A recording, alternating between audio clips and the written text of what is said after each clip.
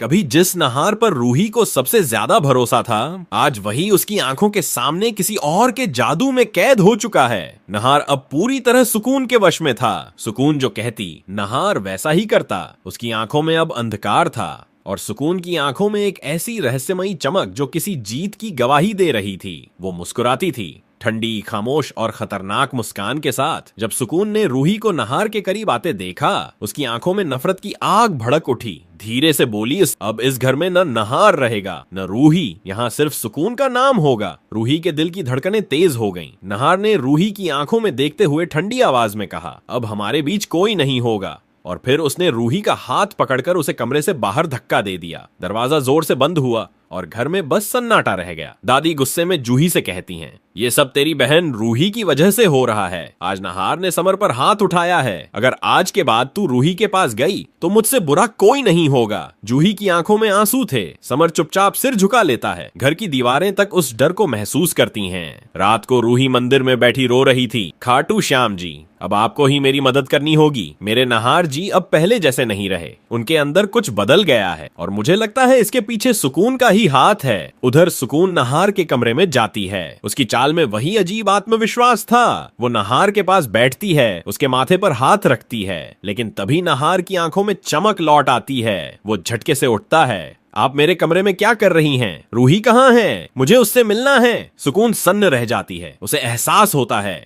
रूही की प्रार्थना असर दिखाने लगी है। वो तेजी से अपनी अलमारी खोलती है, एक काली थैली निकालती है। उसमें राख और एक पुरानी तस्वीर थी। वो काला पाउडर निकालकर नहार के माथे पर लगाती है और बुदबुदाती है, अब फिर से तू मेरा होगा। रूही सब समझ चुकी थी। वो सुकून के कमरे में जाती है, लेकिन सुकून वहां नहीं होती। उसकी नजर उस बड़े से बॉक्स पर पड़ती है जिसे सुकून हमेशा संभाल कर रखती थी। वो धीरे से ढक्कन खोलती है। अचानक लाइट झपकने लगती है। ठंडी हवा का तेज झोंका अंदर आता है और रूही की सांसें थम जाती हैं। बॉक्स के अंदर वही पुरानी पेंटिंग थी जिसमें सुकून की परछाई झलक रही थी। पेंटिंग की आंखें लाल चमकने लगती हैं और हवा में गूंजती है एक ठंडी आवाज, अब तुमने मेरा राज जान लिया है रूही, पर अब तुम इस घर से जिंदा नहीं निकल पाओगी। कमरे का दरवाजा अपने आप बंद हो जाता है। बत्ती बुझ जाती है। अंधेरे में सिर्फ पेंटिंग की लाल आंखें चमक रही थीं। रूही चीखती है, कोई है? दरवाजा खोलो, पर उसकी आवाज किसी तक नहीं पहुंचती। अचानक बाहर मंदिर की घंटी अपने आप बजने लगती है। पूरे घर में उसकी गूंज फैल जाती है। दीवारें कांप उठती हैं। हवा में सुकून की हंसी और रूही की दुआएं आपस में टकराती हैं। अब सवाल सिर्फ एक है, क्या ये घंटी रूही को बचा पाएगी